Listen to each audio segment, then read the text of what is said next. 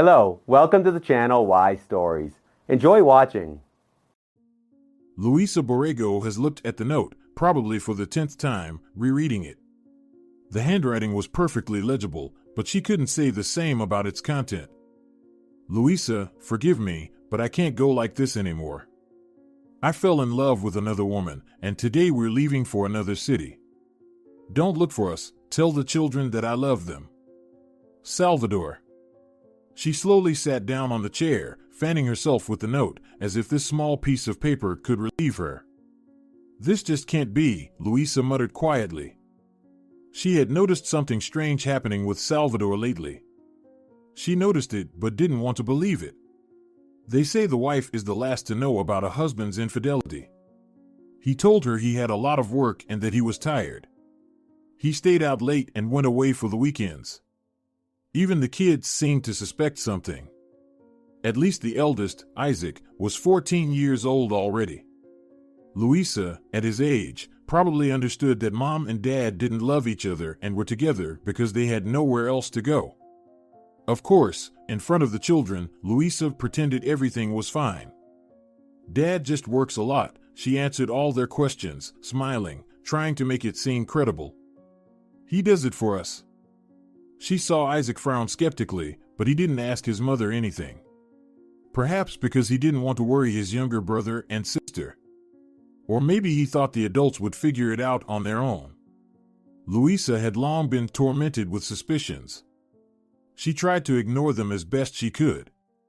Salvador's long, light-colored hair stuck to the front passenger seat of his car, while Luisa's was dark walnut and shoulder length. Long hair isn't practical when you have 3 children. He just gave his colleague a ride. Luisa thought about the hair. Or a friend. The smell of another woman's perfume on his clothes, the sound of a message on his phone at 2 a.m. Once, Salvador spent an hour in the bathroom just to go out for a beer with his friends. His friends avoided eye contact if they happened to meet Luisa. She found explanations for all of this. Why, she thought, squeezing the note in her hand. Why did I justify him when everything was so obvious?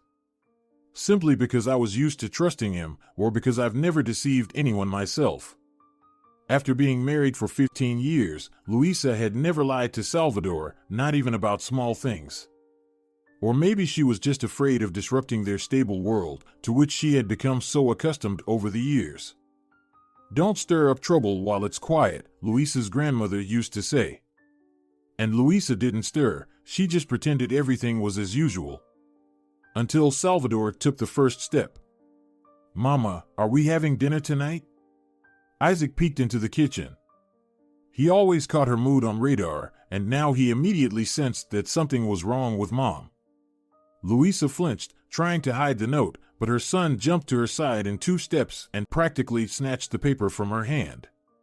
He read it in a couple of seconds and sighed. Somehow maturely, without surprise, as if he had long been prepared for such a thing to happen. I see. Have you called him yet?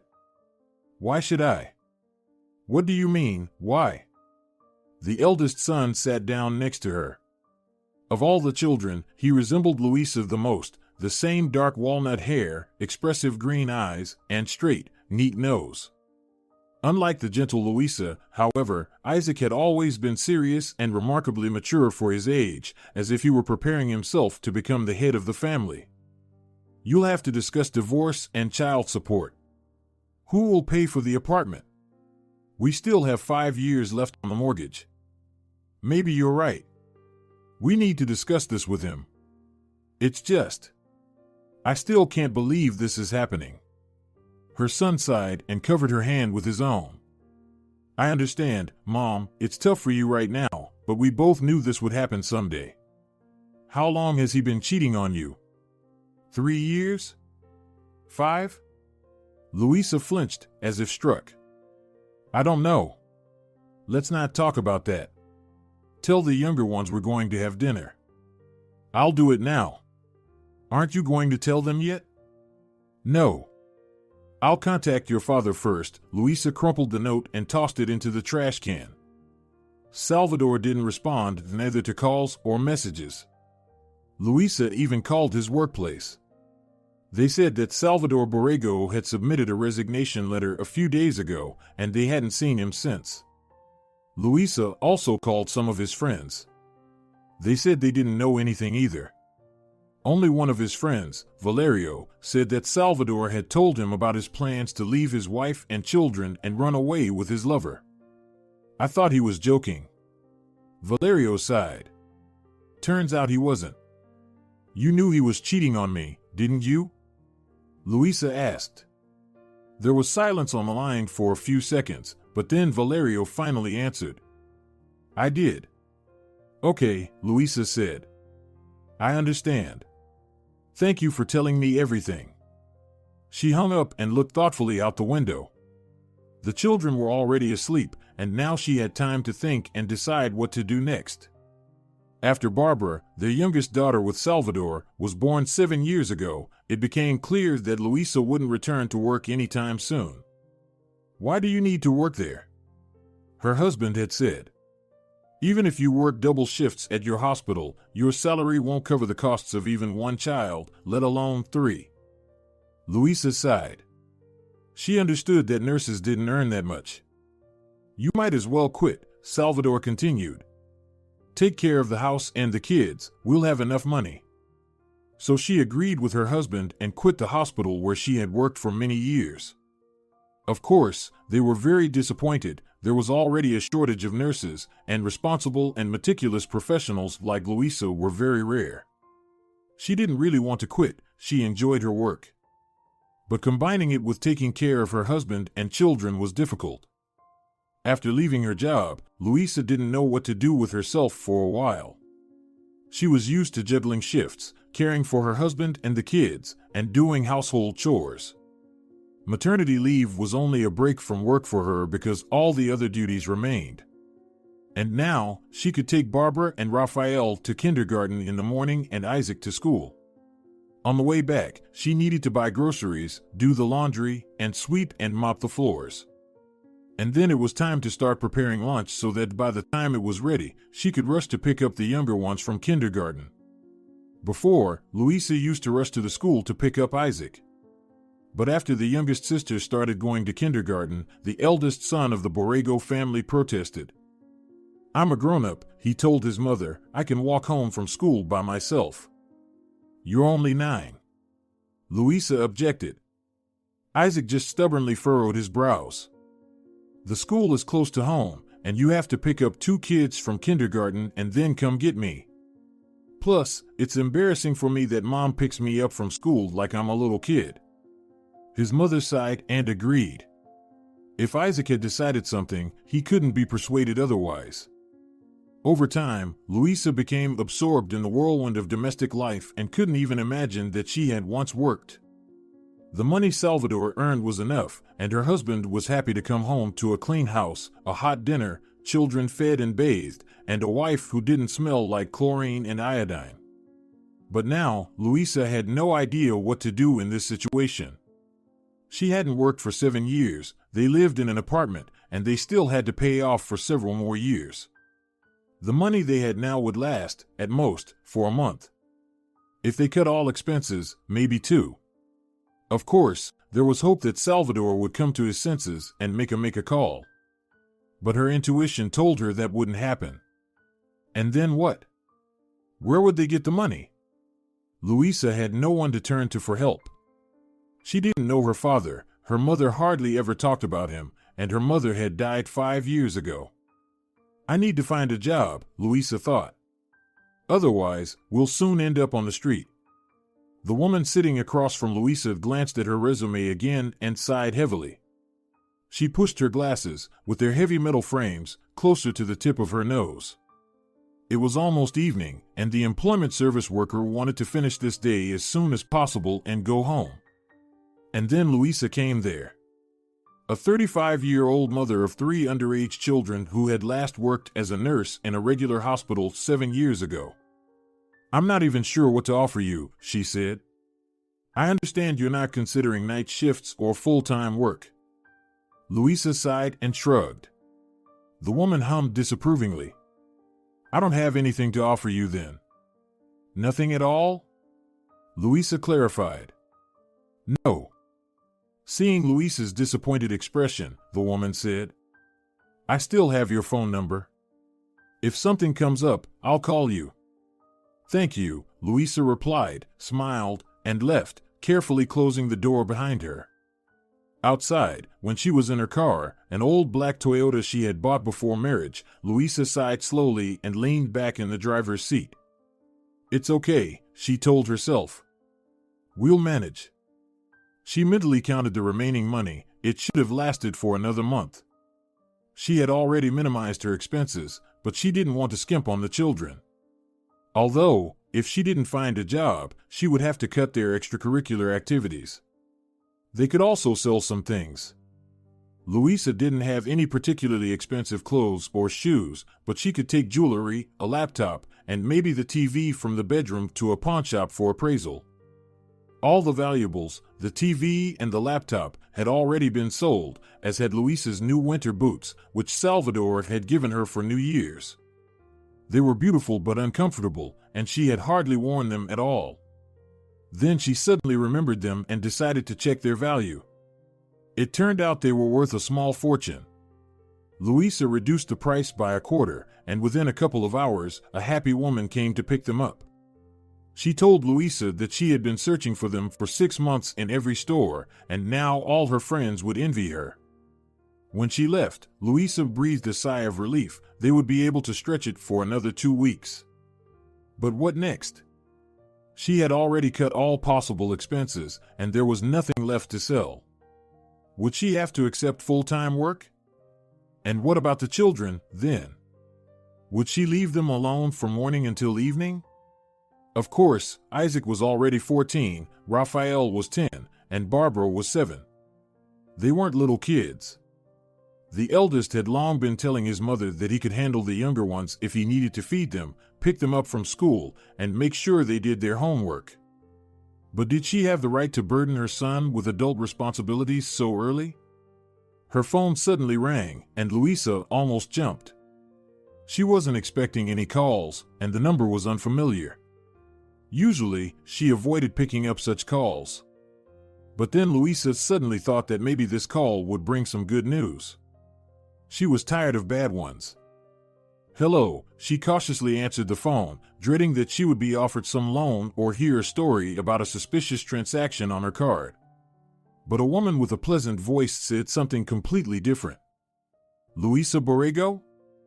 My name is Amanda. Your number was given to me by the employment service. Are you still considering the job offer? Yes, Louisa hurriedly replied, then immediately, feeling embarrassed by her impulsive response, added, I'm still considering it. Great. Amanda sounded genuinely pleased. It says that you've worked as a nurse for many years. Also, you have experience working with severely ill patients. That's right, Louisa replied. I'd like to clarify, are you considering the position of a caregiver? Louisa pondered. She had never worked specifically as a caregiver, but it couldn't be much more difficult than nursing. If she could handle a whole ward of patients, she could surely manage one severely ill person. I can consider your offer, she cautiously responded. But I'll need to know all the details. I'll explain everything to you, Amanda promised. Would it be convenient for you to come to my office tomorrow at 10 a.m.? Yes, of course. Great.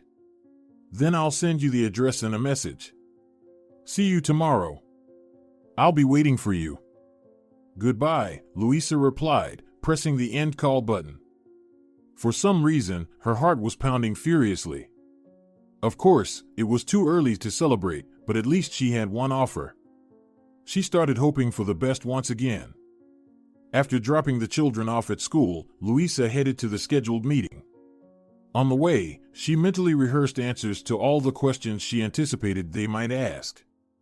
She also wrote down notes on her phone about what she wanted to ask. Amanda's office was located right in the city center. It was a huge, modern business center. As Louisa stepped into the shiny new, almost silent elevator, she thought that Amanda must have been working for some very affluent people. Good morning. Who are you here to see? A young and pretty girl at the reception greeted her. She seemed to be Amanda's secretary. "I have an interview scheduled for 10 in the morning for the caregiver position," Louisa informed her. "Oh," the girl replied, sounding either sympathetic or surprised, but then quickly composed herself and smiled politely. "Please, have a seat. Let me check." Louisa sat down while the secretary was calling, asking something quietly and swiftly. The response was affirmative. Then she stood up, smiled at Louisa again, and said, "Amanda is expecting you. Please, come in." Louisa was escorted to the door as if she were royalty. For a moment, she even felt intimidated. Hardly anyone would treat a simple caregiver like this in such a place. Had she mistaken something? "Hello," Louisa timidly greeted, entering the office. Amanda Vargas turned out to be a pleasant woman, roughly her age, black hair tied neatly in a low ponytail, a business suit, and expensive glasses. "Good morning." "Louisa, please, have a seat," she gestured towards the soft chair directly across from her. Louisa sat down. Amanda smiled and tapped on the tablet lying in front of her on the desk. "According to our records, you have extensive experience as a nurse. You also mentioned that you've cared for severely ill patients." Louisa nodded. "And you are considering the caregiver position?" "That's right." "Good. I represent a client who needs a caregiver with the same skills you have. Esteban Lozano has been paralyzed from the waist down for several years now.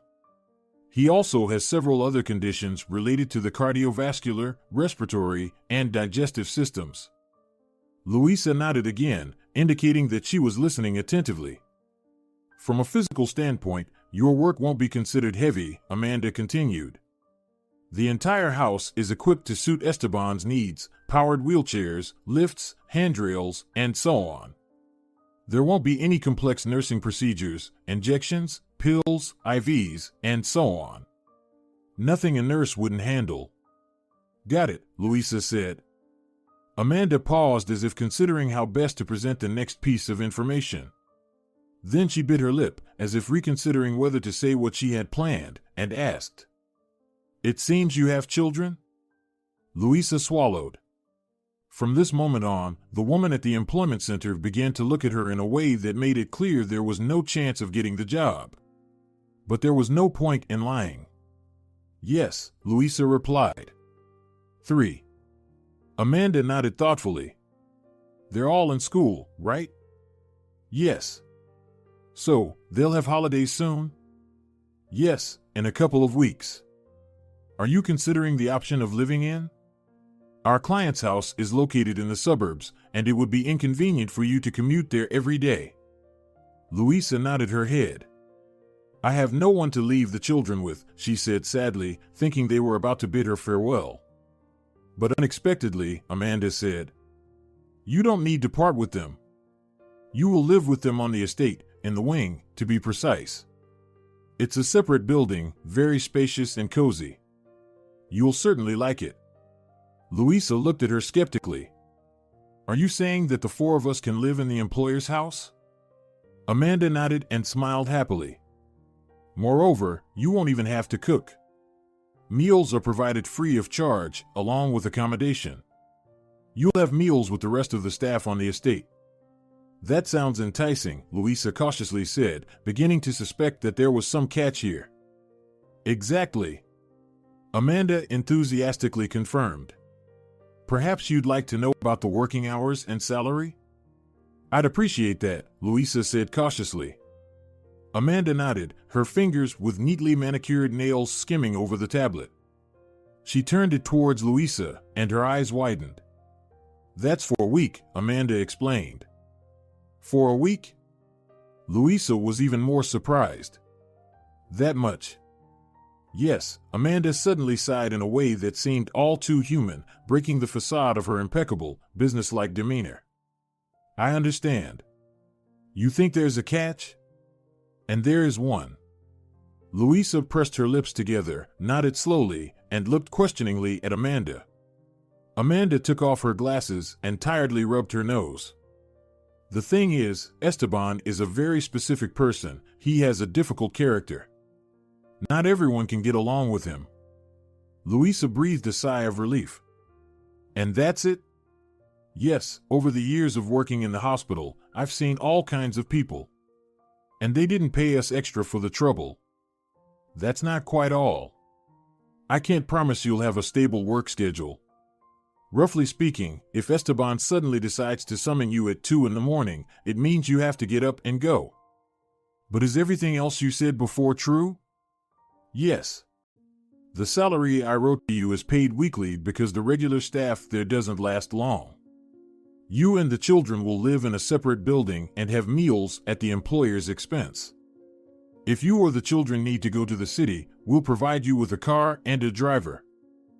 So, in return, I'll have to take care of a grumpy old millionaire and be ready to come at his call at any time? You could put it that way. I'm ready, Luisa replied.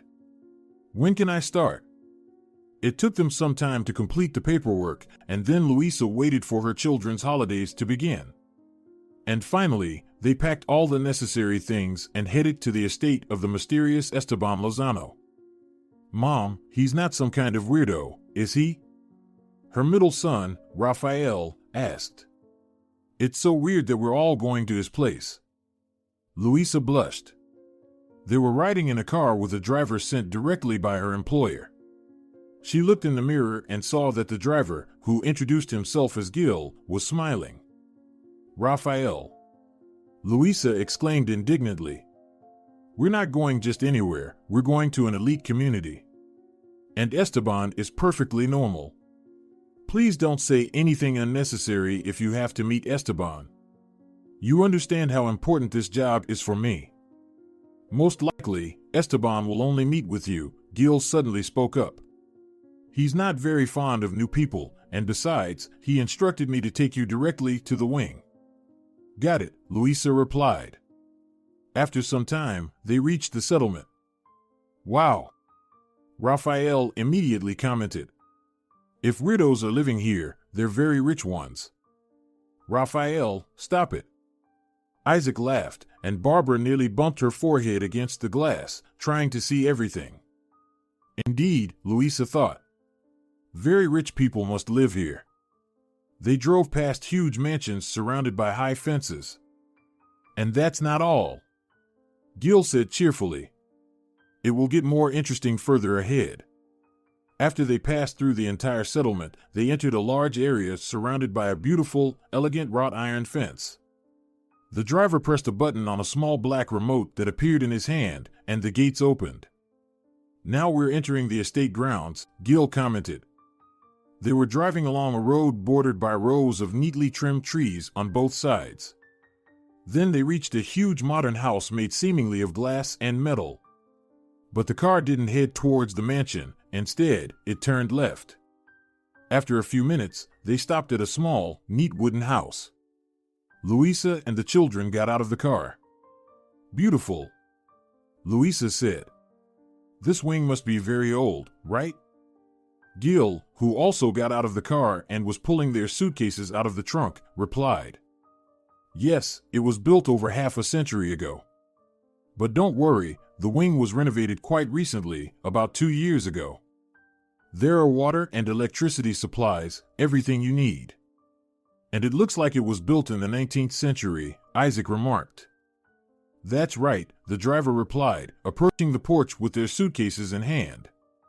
I'm not entirely sure, but I think that was the idea. As they entered, Luisa noticed that, despite its seemingly compact exterior, the wing was very spacious inside. A small foyer almost immediately transitioned into a living room. Seemingly there were a kitchen and dining area, a spacious combined bathroom, and most importantly, 4 bedrooms. Wow! Rafael exclaimed. So, will I have my own bedroom? Luisa smiled. It seems so.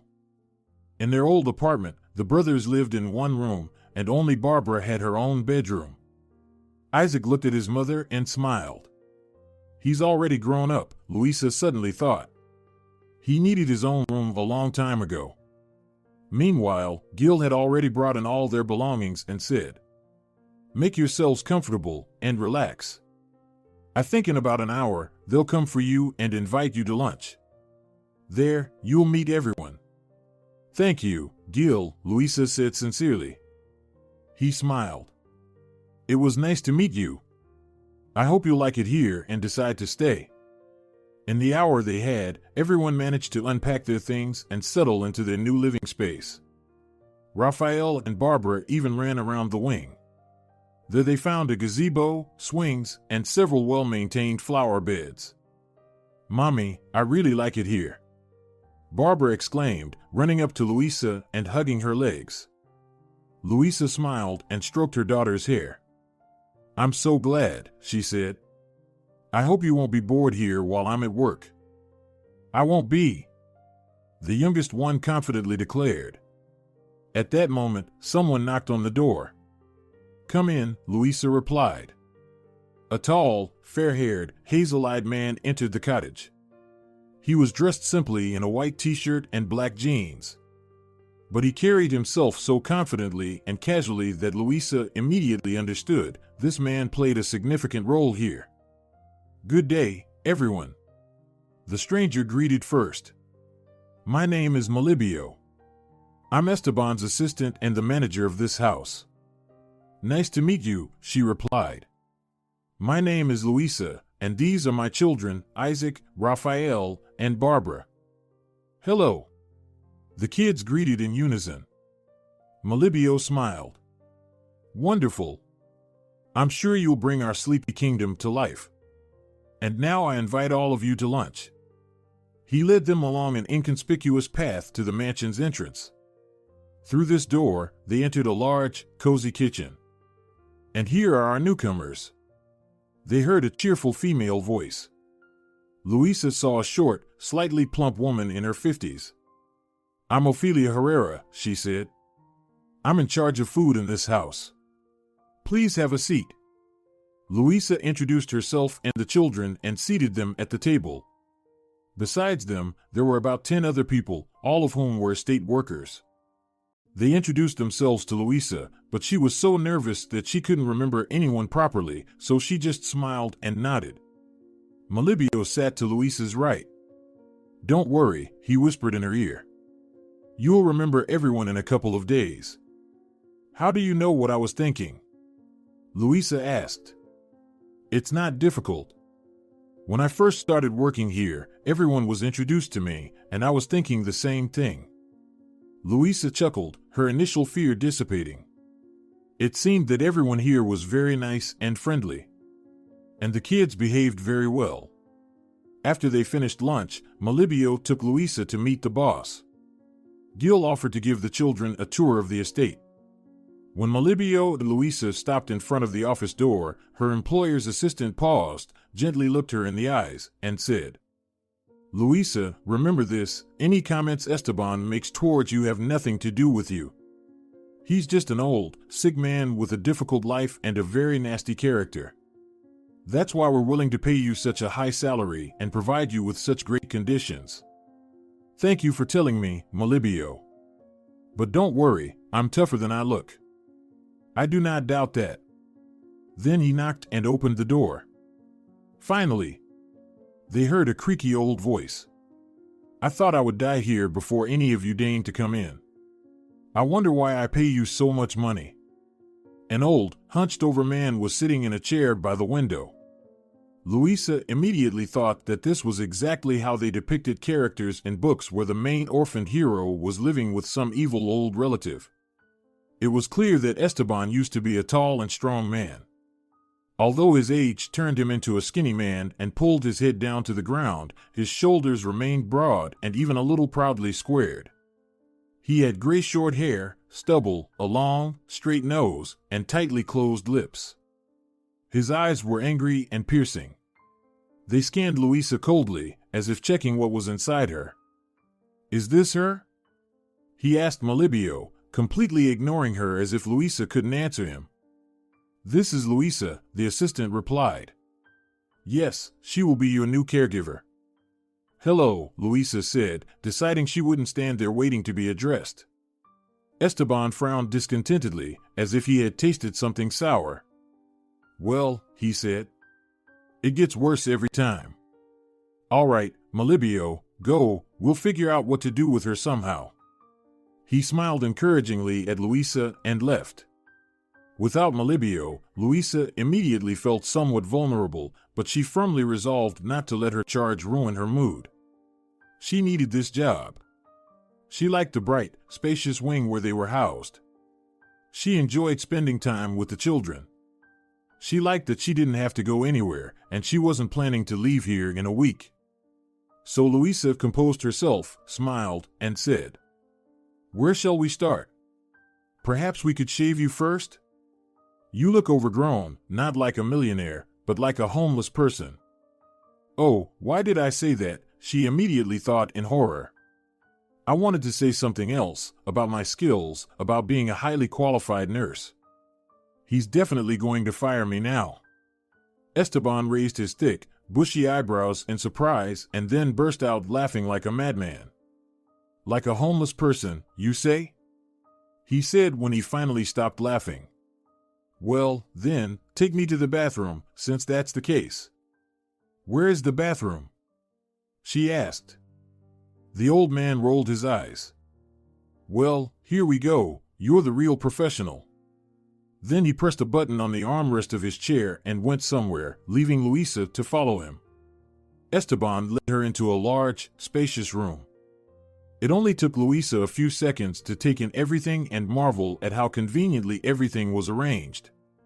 She found a cape, shaving foam, and a razor. Do you even know how to do this? Esteban asked her skeptically. I do, Luisa replied calmly. The last time she did it was a long time ago, back when she still worked at the hospital. One of the patients had asked her to shave him before neck surgery. He couldn't do it himself, his hands were shaking too much. It's okay, Luisa thought now. I can handle this. When she finished, she looked at the result of her work and was satisfied. Well, there you go, she said, turning her charge towards the mirror. You look better now. Esteban saw himself and gasped. What have you done, you fool? He shouted. Couldn't you leave at least a few millimeters? Why shave it all off? Now all my wrinkles and creases are visible. I look like I'm about to drop dead any minute. Luisa swallowed but decided not to show fear. It's more hygienic, she said sternly. And it suits you better. Trust me, as a woman. The old man snorted. Have you ever had a man? You look like an old maid. Luisa flared up. Yes, she came here in a simple dress without makeup and tied her hair back. But being mistaken for an old maid was too much. Don't worry, she snapped. I have 3 children. Esteban whistled. From different guys, I bet? He asked slyly. From one. Well, he's an interesting type, your guy. I got you pregnant 3 times and then sent you off to work. Luisa pressed her lips together. We broke up. Why's that? Did you nag him so much that he ran away? That's none of your business, she replied more sharply than she intended. What's next on the agenda? Take the tablet from the table, the old man grumbled. They were supposed to leave you a detailed schedule there. The tablet was found in the designated spot. Luisa scanned through it. Yes, there were a lot of tasks. It seemed Esteban was indeed seriously ill. At least judging by the number of pills and injections he received every day. Have you had lunch yet? She asked. No, I was waiting for you. Of course, I had. Got it, Luisa decided not to react. Then it's time for your rest and the drip. You're a genius, aren't you? He scoffed. She gripped the tablet so tightly that her fingers turned white, but she said nothing. Shall we do the drip while you're lying down? She asked. No, I can stand. How many more stupid questions are you going to ask today? Luisa gritted her teeth but replied. I will ask questions until I fully understand your routine and prescriptions. For your information, some patients prefer to sit during the procedure. I'm thrilled for them. But you'll be lying down, she continued, ignoring the sarcastic tone. So there should be a couch here. Louisa looked around. The old man sighed and nodded his head. Over there is the door that leads to the procedure room. The drip went relatively smoothly, too. Louisa was afraid she wouldn't hit the vein on the first try. After all, she hadn't had injections for so many years. But today she was lucky. Esteban even closed his eyes and dozed off. He only woke up when she was already pulling the needle out of the vein. Our next plan is to have a walk, Louisa said. Really? The old man immediately replied. And here I thought it was time for a dance with tambourines. Louisa herself was amazed at where she got so much patience. After all, she had gotten used to the fact that strangers could be rude and disrespectful to her just for doing her job. If you think about it, Esteban himself hired her for this job. Understandably, on the first day, she wouldn't know anything. Can't he restrain himself even a little? Louisa thought, walking through the garden next to his wheelchair. Although, why would he?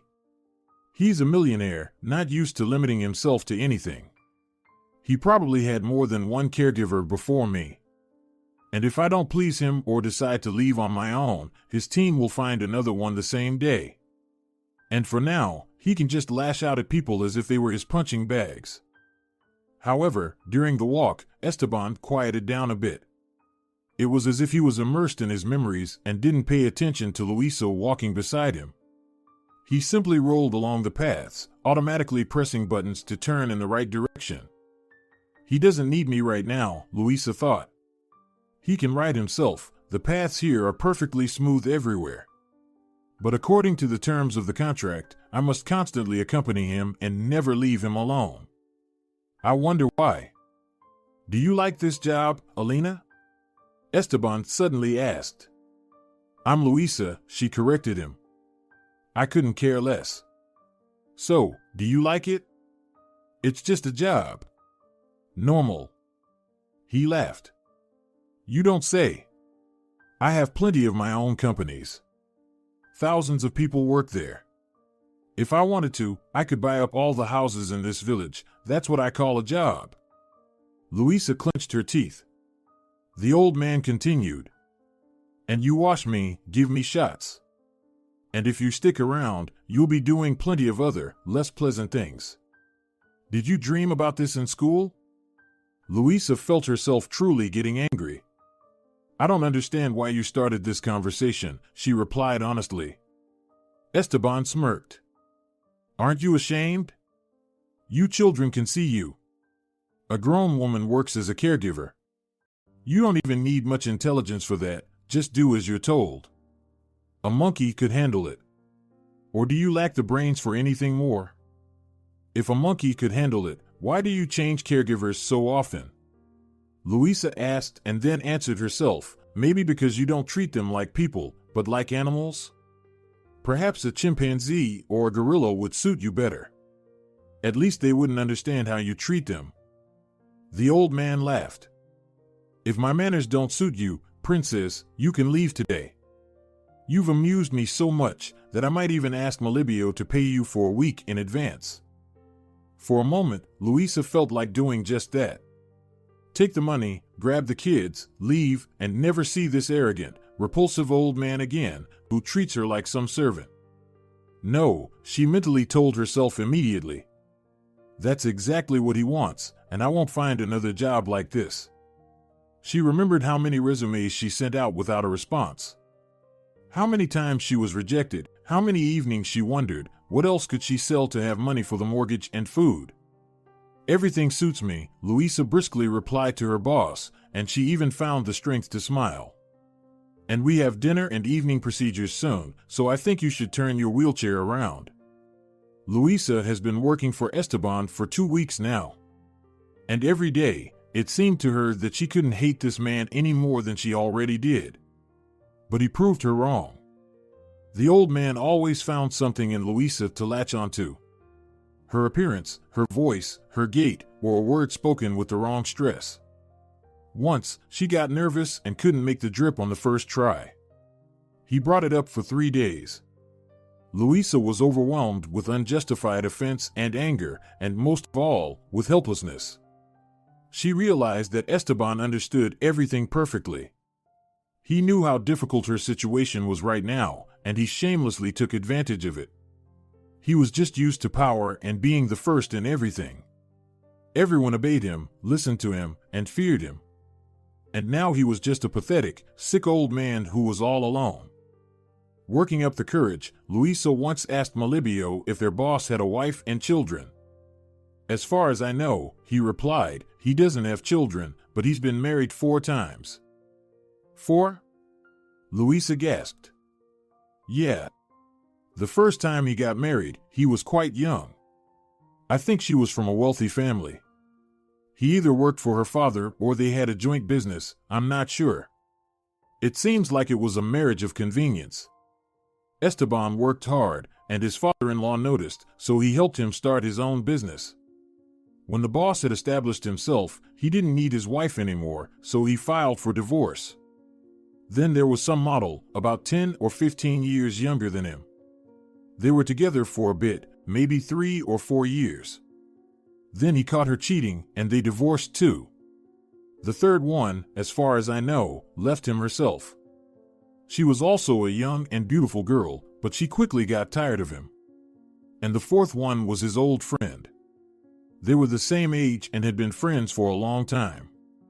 They got married when they were both over 50. They have both been divorced several times. It seems like they got along fine. But she died of cancer about 5 years ago. That sounds sad, Luisa said. Yeah. Those who've worked here longer than me say that's when he started to become like he is now. They say he used to be quite bearable. Not an angel, of course, but tolerable. But now he's just getting worse every day. Luisa sighed. That's really sad. So, he doesn't have any relatives? Malibio shrugged. I think he has a sister with her children and grandchildren. But they live abroad and rarely come here. He's a very lonely person, Luisa said. It's really sad. To be sick and live alone in such a huge house. Yeah, the manager replied. And he takes it out on those around him. Every evening, Luisa looked forward to the end of the workday, when she could spend time with the children.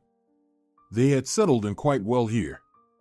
The entire staff of the estate treated Isaac, Raphael, and especially little Barbara very kindly. Ophelia fed them delicious treats. With Luisa's permission, Gil took the children with him if he had to go somewhere nearby on the boss's orders. The kids explored the estate with its huge garden and many beautiful, quiet corners. The only thing they tried to do was not be seen by the homeowner. However, this wasn't so difficult. Esteban only walked, accompanied by Luisa. Usually, it was in the first half of the day and only occasionally during the day or late in the evening. 2 weeks later, Luisa remembered for the first time that she had an irregular work schedule. She and the children had long gone to bed when Luisa's phone suddenly rang. Malibio's number appeared on the screen. What's up? Luisa mumbled sleepily. Luisa, hurry to the house. Esteban is having an attack. Luisa jumped out of bed, instantly wide awake. She had been warned that her charge could have such attacks. In such cases, Luisa had to rush to the house immediately and provide first aid. She didn't even bother getting dressed, she just put on a robe over her nightgown and dashed to the house. Lights were on everywhere, and frightened night maids and guards were running around. Luisa wasted no time and went straight to the bedroom. Esteban was half lying on the bed, breathing so heavily that she could hear his wheezing and gasps from a distance. Malibio was standing next to him, having seated the boss, opened the windows, and was now fetching everything Luisa might need. She gratefully nodded to the manager and got to work.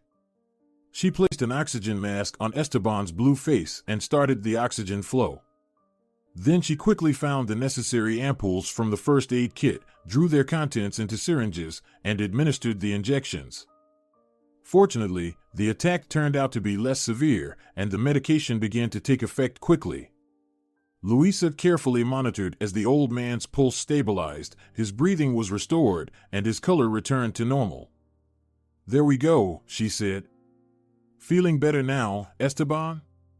The old man nodded and croaked. "For someone who just about kicked the bucket, I guess it'll do." "You need to drink some hot tea with mint or lemon balm now," Louisa said. "I'll make sure it's brought to you." "Louisa," the boss replied, "I have one more request for you." "Will you do it?" Louisa nodded. "Yes, of course."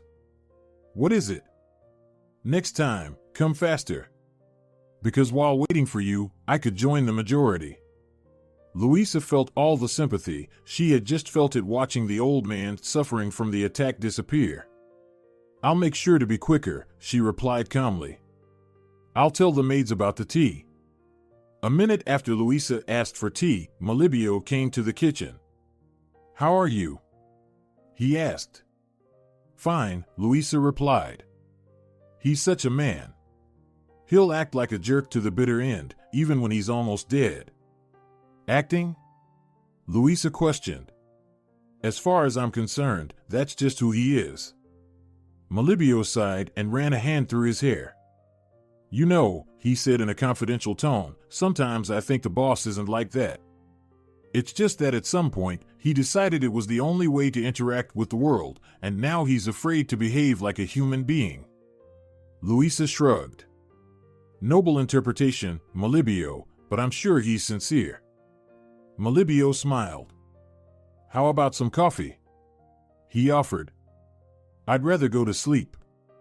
Good night." "Good night, Louisa." The next day, when Louisa and the children came to have breakfast, Melibio made an unexpected announcement.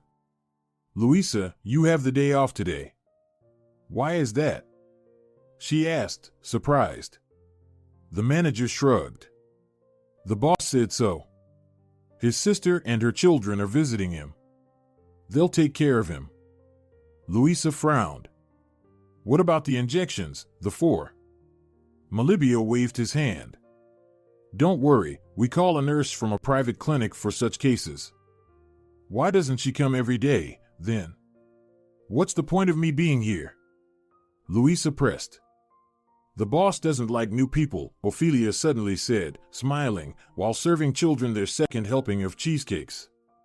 "That's why he insists on having someone on staff who knows all his habits." "Got it," Louisa replied. "That's why he drives people crazy and makes them quit," she added mentally. "And it's more enjoyable to torment his own servant than torment private clinic nurses, who would be different every time." But she didn't want to say this out loud in front of the children. Let them think she had a good job. "We all have a day off," Gil added. "If you don't mind, Louisa, and you guys, too, I can take the kids to the zoo. And then we can go somewhere for lunch on the way back." "Yes, Gil," Barbara exclaimed joyfully. Of the three, she was the most attached to the young, cheerful driver who always paid attention to the children. "No, my dears," Louisa said decisively. "Gil has the day off, and I can't dump you on him." The driver waved his hand. "Don't worry, Louisa," he said. "I'm going there anyway with my nephew. He's 10, and I'll take yours too, no problem." Louisa looked at the children skeptically. "We'll behave well," Raphael immediately said, pleadingly looking at his mother. The eldest shrugged as if to say he'd go if needed. After all, Louisa never worried about his behavior. "Okay," she sighed. "I'll go get some money." "No need," Gil said. "The boss always leaves us money for such small expenses." The others present nodded in agreement. "Don't worry about it," Ophelia assured her. After breakfast, Gil and the children went to the garage to start the car and leave. Only Melibio and Louisa stayed in the kitchen. "Do you have any plans for the day off?" the assistant asked Louisa. "I don't even know. Probably I will go to the city and check on the apartment," Louisa replied. Melibio brightened up. "Want to go together?" I need to solve a couple of the boss's tasks. It won't take long. And then we can check out your apartment. And on the way back, we can have lunch if you don't mind. Yeah, sure, Luisa answered. Luisa found it easy and comfortable with Melibio. He knew how to keep a conversation going and, at the same time, wasn't intrusive. He talked interestingly about the tasks he was currently working on, but didn't divulge unnecessary details. Suddenly, Luisa realized how little of such simple human interaction she had in her life. After she quit her job, her life was just with her husband and children. Of course, she had friends from college and from work, but they had their own lives, husbands, children, and work. And they often couldn't meet. And after Salvador left, she withdrew into herself even more. She was constantly thinking about finding a job, paying for the apartment, and worrying about how the children would react to their father leaving. There was no time left for herself. How long have you been working for Esteban? She asked Melibio. He paused for a few seconds. It's been 5 years, he replied. Wow. That's a long time, Luisa remarked. Well, in the house, if we don't count you, I'm almost the newest employee, Melibio chuckled. Really? How do you all manage? Is there some secret? Did the boss behave differently before? Luisa asked. The manager laughed. When I first started, I probably wanted to quit about 7 times a day. Then it became a bit less frequent, and now I don't even think about it, Melibio confessed. Luisa frowned. Why is that? Because of the salary? She asked. Of course, it plays a role, but it's not the main reason. What else? Melibio replied. Luisa became curious. Melibio was so smart and confident. He surely could find many great job opportunities, unlike her. Due to experience, Melibio answered. I not only manage the house, but also help Esteban manage his affairs remotely. Don't be fooled by his appearance. He still knows how to run things efficiently. Luisa wasn't entirely convinced, but decided not to argue. And now, I doubt I'll find another job where I can look at how to manage such huge assets, Melibio continued. I see, Luisa said. But your life seems to revolve around Esteban all the time. Aren't you bothered? Your wife and kids probably hardly see you at home, right? Melibio laughed. Well, I may not look very young, he replied, but I'm only 33. Luisa felt embarrassed. What did you mean? She admitted.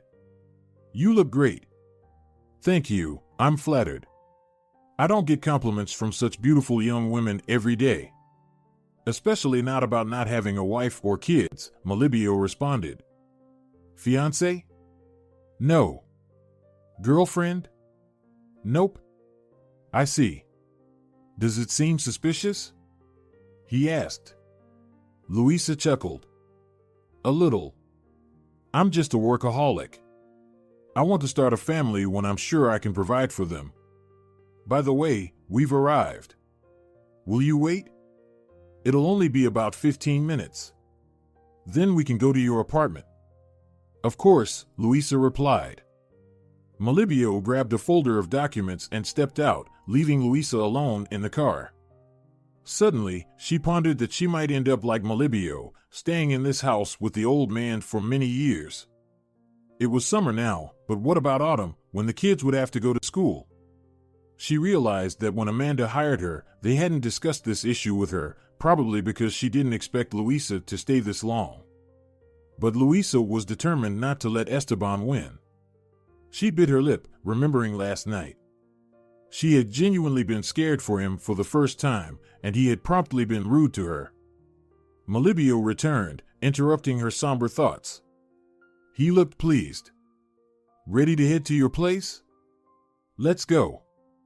Everything was fine at her apartment. It was unlikely that anything could happen there, but Luisa still preferred to keep everything under control. Now, let's grab lunch. Melibio exclaimed cheerfully. I'll show you a wonderful place.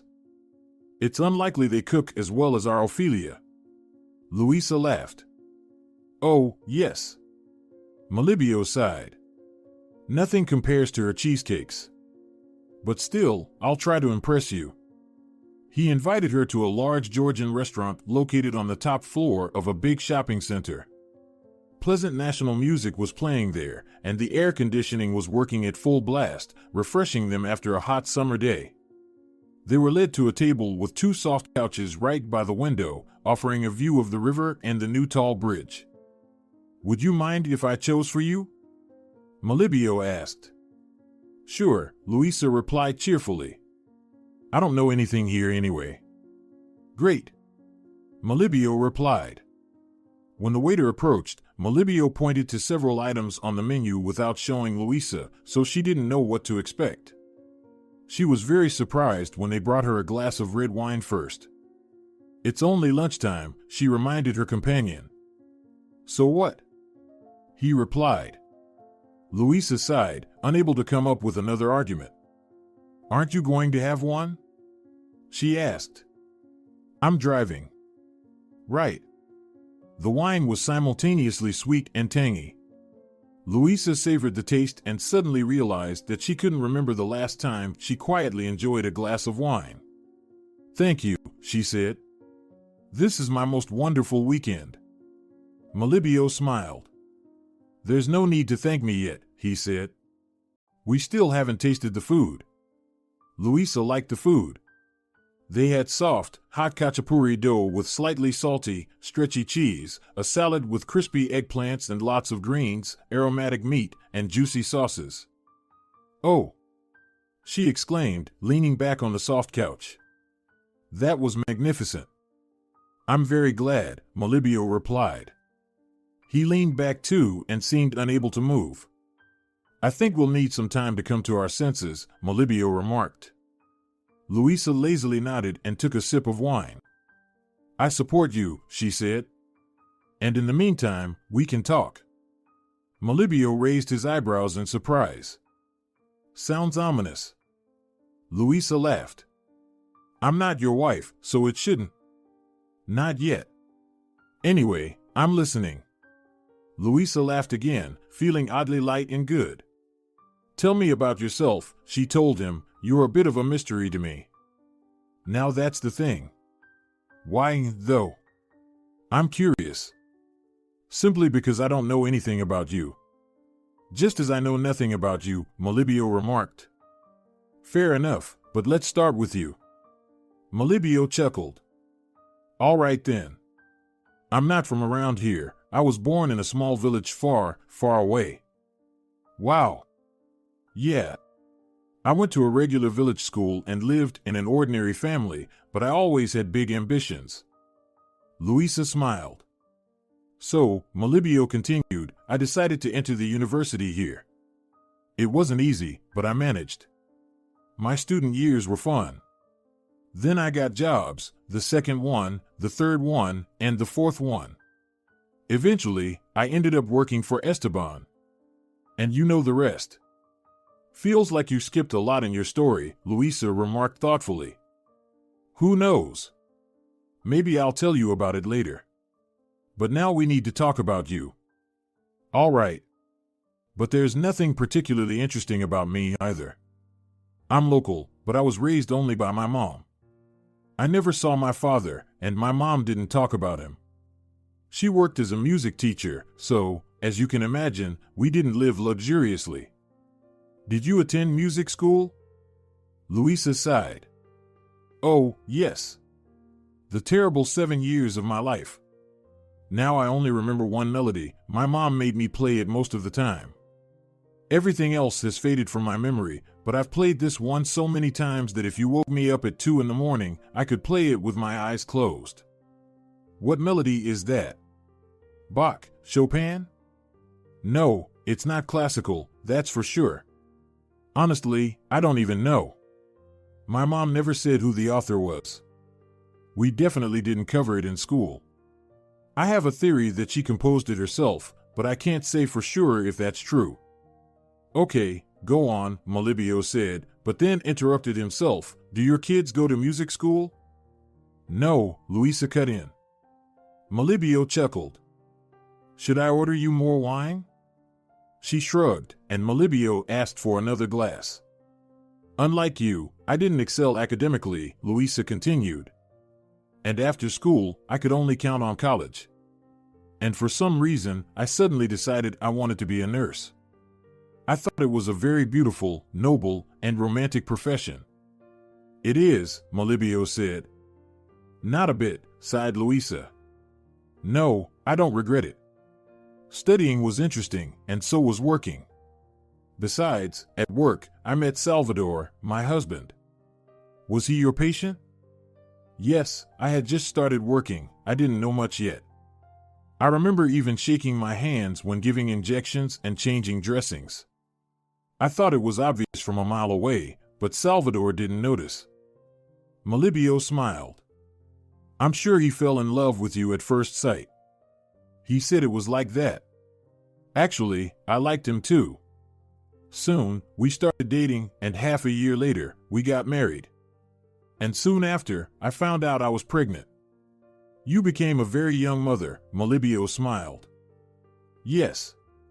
Of course, the first time was very difficult. But back then, my mom was still alive, she helped me a lot, Louisa sighed. Then Isaac grew up, went to kindergarten, and I started working again. But not for long. When he turned 4, I got pregnant with Raphael, and 3 years later, Barbara was born. Wow!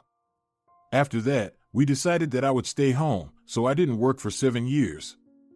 That's something! Melibio exclaimed. I must say, you're doing a great job with your responsibilities. Especially after such a break. Louisa smiled. Thank you. It's nice to hear that. Can I ask a personal question? Melibio asked. Louisa took another sip of wine. You want to ask me why I broke up with my husband? Yes. He left me. Maybe it was the wine, or maybe enough time had passed, but Louisa confessed it so easily for the first time. He just left a note saying he fell in love with another woman, she explained. He didn't even talk to you about it? Louisa shook her head. And what about the kids? He didn't even say goodbye to them either. That's awful. And child support? Louisa smiled. I don't understand what you mean. That's terrible. Everything's fine, Louisa said. Now I'm fine. That's why you're holding onto this job so tightly. Exactly. They were silent for a few minutes. Each was digesting everything that had been said in the conversation, and then Louisa asked, What about your personal life? You're only 2 years younger than me. I don't believe you haven't had any serious relationships. Melibio smiled somewhat sadly. I had quite long ones. When I was still in college, I started dating an ambitious girl. I was ambitious too, but our goals differed. My ambitions were related to my career, while hers were about finding a successful man. Aren't you a successful man? Louisa asked, surprised. Thank you for such a high estimation. It's hard for me to judge that myself. Then let me tell you that you're a successful man, Louisa interrupted him. Thank you very much, Melibio replied. Anyway, my beloved didn't consider me among the category of successful men back then, that's for sure. She broke up with me because she said she deserved better. What a foolish woman, Louisa commented. After such a statement, I simply must get you more wine, said Melibio, signaling to the waiter for another round. Oh, Louisa sighed, I haven't drunk this much in a long time. So, Melibio continued. She left me, and I decided I would become that very successful man, and she would come back to me. And how's that going? Great. In the process, I realized I didn't want to be with a woman who didn't think I was good enough. A woman who valued me not as a person, but as a social status. Louisa nodded. And I don't want to be with someone who left 3 children behind and left a note on the table, she said. Melibio smiled sadly. I fully support such a wise decision. The next morning, waking up for Louisa was very difficult. Her head was pounding and her mouth was dry. The sunlight peeking through the curtains seemed unbearably bright. I overslept, she thought with horror, and probably forgot to set the alarm yesterday. However, it was still early. Louisa took a shower and brushed her teeth. Making sure the kids were still asleep, she quietly slipped out of the guest house and went into the main house. Ophelia was already bustling around the kitchen. "Oh, Louisa." The woman greeted her joyfully. "Good morning. How did you manage to get up so early today?" "Yeah," Louisa said. "It seems like I had a very eventful day yesterday." Ophelia smiled understandingly. "Everything will be fine now. In an hour, you'll be as fresh and lively as a 15-year-old schoolgirl." A minute later, she placed a large cup of fragrant coffee in front of Louisa. "The best hangover cure," Ophelia confidently declared. "And have this too." She placed a plate with a large sandwich filled with meat, salad, tomatoes, and eggs. "I've never eaten anything more delicious in my life," Louisa blissfully exclaimed after finishing her breakfast. "You're magical." "Thank you," Ophelia replied modestly. By the start of the workday, Louisa felt good, and Esteban was unusually friendly today. Perhaps his meeting with relatives had an effect on him, but he hardly commented on Louisa's actions and refrained from making condescending remarks. "You're unusually quiet today," Louisa remarked as they stepped out for their traditional post-lunch walk. "Don't stir up trouble when it's quiet," Esteban replied, but in a surprisingly harmless tone. "All right, I won't. Those are your kids, right?" He pointed to Raphael and Barbara, who were running around the fountain chasing each other.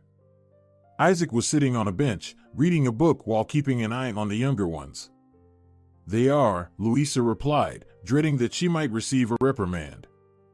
But her boss nodded. "Good ones. And it's clear they're close." "Thank you," Louisa cautiously replied. "Are you raising them alone?" He continued, showing an unexpected interest. "At the moment, yes." "That's why you put up with me," he stated rather than asking. Louisa remained silent. "I also wanted to have many children when I was young," Esteban suddenly said. "It didn't work out." "Weren't you married 4 times?" Louisa asked, surprised, then got cautious. She probably wasn't supposed to know such information, but surprisingly, her boss didn't comment on it. "Yes, I was," he replied. Esteban was looking ahead, as if mentally reviewing his entire life. "My first wife didn't want children, and neither did I at the time. We were young and spoiled. We both were from wealthy families. We wanted to have fun and enjoy life. Or rather, she did. I was interested in building a business." "Why did you get married then?" Louisa asked. "My parents insisted. It was advantageous for the family business. Besides, I didn't mind, she was a nice girl. I thought we could work it out, but after a few years, it became clear that we were completely different people. I divorced her and started working even more." He fell silent. "Give me some water, please," Esteban suddenly requested. Louisa hastily handed him the bottle. "Please," she thought. For the first time in weeks, he said it. "What's happening to him?" Esteban took a sip and continued. "I have almost nothing to say about my second and third wives. I married them just for status. They were young and beautiful. I thought it would all be splendid, but each time I quickly realized it wasn't what I wanted. And all they wanted from me was money." He fell silent again. Louisa offered the water, but the old man shook his head. "Then I met someone. This, perhaps, could have been real love." "Your fourth wife?" "No, it was before her. I didn't marry that girl. It was a mistake, as I've thought many times later. But I don't want to talk about it, it's too personal." "Isn't everything else too personal?" thought Louisa. And yet, for some reason, he decided to share this with me. "My fourth wife became more of a friend to me," Esteban said. "I already knew about her diagnosis when I proposed." "Diagnosis?" Luisa asked. Yes, Wanda had cancer. We had known each other for many years. Our parents were childhood friends. Over the years, we occasionally kept in touch, and then suddenly we met, talked, and decided that we could spend a few years together. Were you with her until the end? Luisa asked. The man nodded. She was a wonderful woman, a true friend. After her death, I didn't need anyone else. I'm sorry for your loss, Luisa said sincerely. After these words, Esteban seemed to come to his senses. We've lost track of time chatting, haven't we? He said.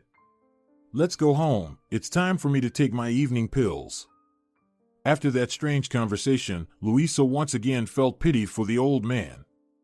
It couldn't be said that their communication improved significantly afterward. Esteban could still speak sharply to her, but now she somehow took it easier. Summer was coming to an end, and Luisa started to think about what to do when the children would go back to school. How do you like it here? She asked them one day. I really like it, Barbara answered enthusiastically. Ophelia cooks delicious meals, and Gil takes us everywhere. There's a big garden where we can play all day. You'll be going back to school soon, though, Luisa reminded them. Her daughter wrinkled her nose playfully. I don't want to go to school, she declared. Luisa sighed and looked at her middle child. I like it here too, Raphael said. But I understand. What do you understand? Luisa smiled. That we have to go to school, Raphael sighed. Thank goodness, you got it. Good job. She turned her gaze to her eldest son. I think we need to talk, you and I, Isaac said. Sure, Luisa said. They went out into the garden, and Isaac sighed. Summer is about to end, he said. We'll all be back in school soon. We need to think about what to do about housing. Luisa smiled. You're always getting to the heart of things. Her son nodded. Dad called me recently, he confessed. Luisa's eyes widened. When? A few days ago. Why didn't he call me? He's probably afraid. But according to the official version, he's very busy. I see, Luisa sighed. What did he want? As I understand it, he wants to meet with you. Maybe to discuss a divorce. Maybe, on the contrary, he wants to reconcile. Luisa chuckled. Reconcile? Well, possibly. And Luisa hesitated but then decided to ask her son. Do you want that to happen? Isaac shook his head. I don't mind if the younger ones see him if they want. I'll meet with him if necessary. But the rest is up to you. He's your father, she said. But it seems I no longer love him and can't forgive what he did. You don't have to forgive him. As for our school, maybe it's time to talk to Melibio. He'll come up with something. I'll try. You always know what's best, she said, hugging her son. Everything will be okay, Mom, he said. Tell your father that I'm ready to talk to him, Luisa said. Let him call, he shouldn't be afraid. I'll tell him, Isaac promised. A few days after Luisa and Esteban finished their morning routines, Melibio came to them. Are you ready, Esteban? The assistant asked. What else can I do? The chief replied calmly. Let's go. You're coming with us too, he said, speaking the last words to Luisa. Me? She exclaimed. Of course, the ward said calmly. I need to sign a bunch of documents and have a few personal meetings. You might be needed at any moment to change a diaper or wipe my armpits. I still need to maintain some dignity. And what if I have an attack? I really don't want to suffocate in front of my business partners. As they were driving to the business center where Melibio and Esteban were supposed to conduct business, the manager explained. We don't know exactly how long this will take. You can sit in the restaurant. It's in the same building on the top floor. Just tell them to put everything on Esteban's tab. Okay, Luisa replied. If we need anything, Melibio will call, Esteban added. In the restaurant, Luisa ordered herself coffee and tiramisu. She suddenly thought it was a perfect opportunity to meet Salvador. He seemed to be in town, and Luisa didn't come here often. And the issues she needed to discuss with her husband couldn't be postponed. She called her spouse, and he expressed his readiness to come over. "You picked an interesting place," he said when he sat down at the table. Over the months, Salvador hadn't changed much, just seemed to have lost a little weight. "You look amazing," he said. "Thank you," Luisa replied. "So do you?" He shrugged shyly. "I'm glad you called me." Luisa sighed. It was time for us to talk a long time ago. At least decide when to file for divorce. Salvador frowned. "That's exactly what I wanted to talk about. It's great that we think about the same things." He suddenly leaned closer and gently placed his hand on his spouse's hand. "Maybe we rushed into this," he said. "Maybe we don't need to get divorced?" "We?" Luisa asked, not believing her ears. "You're the one who left me." "I left a note and walked away. I didn't even say goodbye to the children. I didn't answer calls and didn't reply to messages. Just disappeared from our lives, as if we meant nothing to you. And you didn't live with me for 15 years, you just came over for coffee one evening." Salvador shifted uncomfortably in his seat. "I'm sorry," he said. "I don't know what came over me back then. I was out of my mind when a demon misled me." Luisa sighed and freed her hand to rub her nose. "Really?" she asked. "I won't ask about how many times and with whom you cheated on me and why you decided to leave. I've long suspected that. But why couldn't you talk to me normally? Why did you abandon the children?" Her husband lowered his eyes in shame. "I don't know, Luisa," he said. "Maybe it's a midlife crisis or something similar. Suddenly everything just drove me crazy: work, household chores, and 3 kids. You were always with the children, and I was somewhere in the background. I got tired of all this." "And what about your new love? Is she young, carefree, and childless?" she asked. "Something like that. I just lost my head back then, and I was afraid to tell you, let alone the kids." "What's changed now?" she asked. Her spouse leaned closer. "Over these months, I've realized how much I've missed you and the kids," he said. "I want everything to be like it was before." Luisa shook her head slowly. "Nothing has changed," she said. "We'll reconcile, and then, in a couple of weeks, you'll leave for another girl." "No, never. I won't do that," Salvador assured her. Luisa sighed. "Salvador," she said, "I had plenty of time to think, and I realized I couldn't forgive you. And my love for you has disappeared too. I'm sorry, but I think we need to come to an agreement and decide when we'll file for divorce." Her husband's face suddenly changed. Luisa suddenly saw clearly how the feigned tenderness and regret slipped away from him. "Then we need to talk about dividing our property." Luisa was surprised by such a sharp change of subject, or rather, she found it amusing. "Let's talk," she agreed. "Your car goes to you, mine to me, and the apartment to me and the kids." Salvador shook his head. "No, let's sell it and split the money 50-50, he said sharply. 50-50? Luisa smiled. "Even though I'm raising 3 kids alone." Her husband looked embarrassed, but he stood his ground. "I paid the mortgage, and you didn't work, you were living off me." "Yes, because I was taking care of the house and 3 kids. And now I'm paying the mortgage. You left me unexpectedly and didn't even help the kids. You can't imagine what I've been through these past few months." "Well, let's get back together then." Her husband returned to the previous topic, "and we won't have to divide the apartment." Luisa sighed. "No, Salvador, I've already said everything." "Is that so?" Her husband's voice suddenly lowered, resembling the hiss of a snake. "And who will need you alone with 3 kids? Do you think any man, besides me, will even look at you?" You're a stupid housewife. All you know how to do is cook soup. Tears welled up in Luisa's eyes. It hurt to hear such words from the father of her children. From the person she had loved for so many years.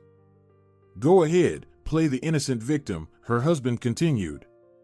You'll come crawling back to me on your knees. She won't crawl. Luisa heard a familiar male voice. Before she could fully understand what was happening, all she saw was Salvador flying across the restaurant and crashing to the floor. And Melibio was shaking the hand that had just collided with her husband's jaw. That was harsh, but perhaps he got it, Esteban commented. Luisa turned around and saw her boss. For some reason, he looked rather pleased, like a cat. Are you here too? She asked, astonished. Did you hear everything? I've heard enough, he said curtly. Salvador slowly got up from the floor.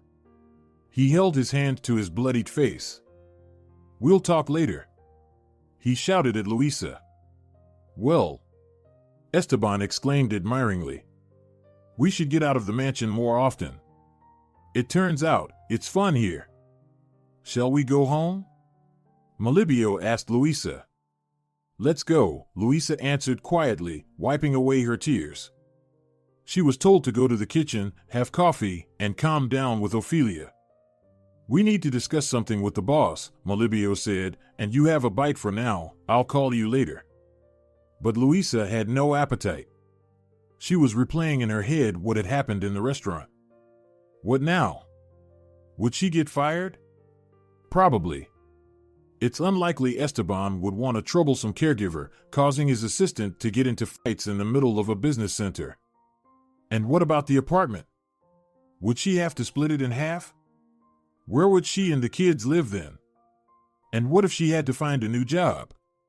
Even if she wasn't fired today, she still had to deal with the school issue. With so many problems, her head was about to split. Luisa, let's go. She raised her head. Melibio's face didn't reveal what he had on his mind, so she stood up and obediently walked into the boss's office. What a performance you've put on for us today, Luisa. Esteban said cheerfully. I'm sorry, Luisa said. I didn't know it would turn out like this. Okay, it was even amusing, the boss said. We have other matters on the agenda. Luisa tensed up, now he would say everything. Do you want to continue working here? Esteban asked. Aren't you firing me? Luisa asked. Do you want me to? No, she quickly replied. Then I'm not firing you. Okay. Luisa couldn't believe it herself. Your children will soon need to go to school, the boss said. Yes, Luisa cautiously confirmed. The boss nodded. We'll provide them with a car and a driver, Melibio said, to take them to school and bring them back. Luisa opened her mouth. But why? She asked. Because I don't want to look for a new caregiver, the boss replied calmly. Thank you, Luisa mumbled. And we also need to address the housing issue, Melibio added. What's wrong with it? Luisa wondered. Living in the annex in winter won't turn out any good, Esteban replied. It's warm, but it's not very convenient to go here to have breakfast when it's cold outside. So let's look at your new rooms. New rooms? There's an empty wing in the house, Melibio explained, and that's where we plan to accommodate you. They left the office and headed towards the rooms, where Luisa had never been before. What wing is this? Luisa asked with curiosity. Esteban sighed. It's part of my past, he said. I wanted to forget about it and not look back. However, now I realize it's time to leave the past behind and look to the future. They entered the largest room. This is the common area, the boss said. 4 bedrooms are branching off from here. It should be enough for you. Luisa walked around, surprised, examining the rooms. Each room looked like a piece of art in itself. Beautiful, tastefully selected furniture, paintings on the walls, everything was meticulously arranged. However, it was clear that nobody had used them for many years. I wonder why. Louisa thought. Is it a secret? Suddenly, she saw the outlines of an object from her childhood under a white cloth. A piano. Louisa exclaimed in amazement. May I? She turned to Esteban, who shrugged. Louisa gently removed the white cloth covering the instrument and ran her fingers over the keys. The instrument was slightly out of tune, but she could still play it. Louisa sat down, and she began to play the only melody she remembered, the one her mother had played to her countless times since childhood. The first few notes were difficult, but then her hands remembered, and her fingers were easily moving across the keys. She sat with her back to Esteban and didn't see how the old man's face changed. At first, it stretched in surprise, then he turned his head as if to make sure his hearing wasn't deceiving him. And then a tear rolled down from his right eye, then another from his left. Melibeo quietly approached the piano and stood facing Louisa. He looked at her, then suddenly turned his gaze to the boss and couldn't help but exclaim in amazement. Esteban, what's wrong with you? Louisa immediately stopped playing and turned around in surprise at her ward. The old man, unabashed, was sobbing, wiping his face with his shirt sleeve. How do you know this melody? He asked. It was composed only for me. When Louisa and Melibeo calmed Esteban down, the boss asked for coffee for everyone. They returned to his office, and there the boss began his story. When I met Valeriana, he began, I was still married to my third wife. We hardly saw each other even then. We only met to discuss how we would divide our property. He sighed and rubbed his nose. Overall, I was exhausted from it all, work, divorce. Once, another business meeting was over, I let the driver go and went to the park. I sat on a bench and realized how good it was. The sun was shining, the birds were singing, and the trees were green. And then I saw Valeriana. Louisa froze, her heart beating very fast. She simply couldn't believe what was happening. She was so beautiful. Esteban dreamily said. I had never seen such beautiful women before. And then she looked at me and smiled, and I knew she haunted me. Suddenly, Louisa noticed Melibeo looking at her and smiling. Catching her gaze, he seemed embarrassed and started looking at the boss, who seemed oblivious to everything around him. He was completely immersed in memories of events that had happened over 35 years ago. My feet led me to her, Esteban continued. And for the first time in my life, I was scared. I was afraid she would refuse to get to know me.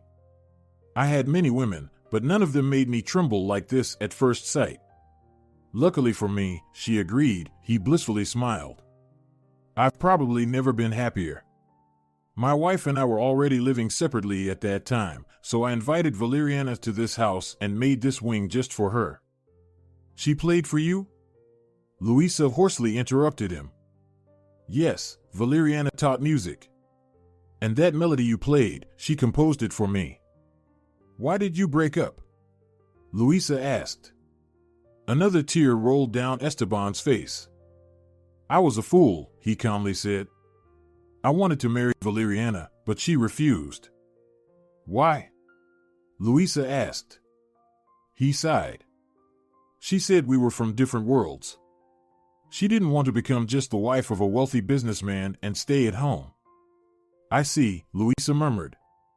I begged her. I told her she could do whatever she wanted and be herself. But she refused, and that was the end of our relationship. Then why do you say it's your fault? Louisa asked. Esteban sighed. Because I didn't insist, I gave up easily. I didn't realize then that she was pregnant. Louisa looked up at him, and Esteban looked straight at her. Yes, he said calmly. I'm sure you're my daughter. Louisa blissfully stretched her legs and tilted her face towards the sun. She enjoyed being here. The sea always had a positive effect on her. Especially now, when they started going there as a family every year. Mom, did you see? Barbara, who ran up to her, asked. I swam faster than Raphael. Not faster at all. The middle son shouted. It was clear that he was tired and out of breath, But he didn't want to show that he was losing to his younger sister, who had been swimming for 3 years already and was showing excellent results. "I just let you win," Raphael declared. "Yeah, sure." The girl snorted. She already understood her abilities well and knew that her brother was swimming at full strength. Raphael sulkily ran off towards the beach house. "Did you have to tease him like that?" Louisa gently scolded her. "He wanted to compete himself. Why should I give in to him now? Go take a shower, we'll be going to dinner soon." After her daughter ran off, she reluctantly got up from the sun lounger and headed towards the beach house. She saw Isaac lying in the hammock, as always, talking on the phone. Talking to his girl again, Louisa thought. "What's her name?" "Nora, Agata. He's grown up so much." "Dinner in half an hour," she told her son, who nodded to show he heard her. It was cool inside the spacious beach house. Esteban and Melibio, as usual, were sitting in the living room playing chess. "We're leaving in 3 days, and you two haven't gotten a tan yet," Louisa sighed. She gently ruffled her husband's hair and kissed her father on the cheek. "Don't worry, Louisa," he replied. "We'll manage."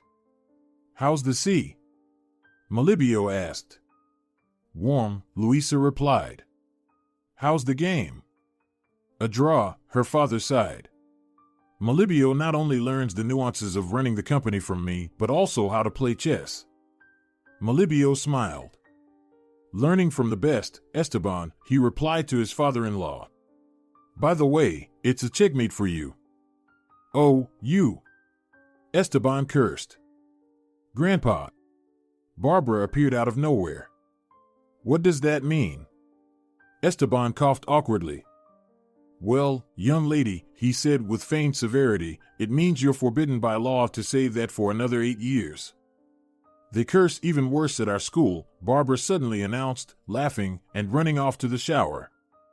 "We're changing schools," Esteban said decisively. "I won't tolerate my only granddaughter picking up such words." Louisa approached her father and kissed him on the forehead. "Then we'll have to change Grandpa too," she said, "because Barbara hears it from him most of the time." "Fair point," her father sighed. "I got it. I'll try to swear less." Louisa smiled and looked towards the sea. Through the transparent panorama of their beach house, they could see the huge red sun dipping towards the horizon. "It's so good," she said, turning to Melibio, who came up and hugged her from behind. "I always feel good with you," her husband replied. "Me too," Louisa said. "And I'm absolutely happy."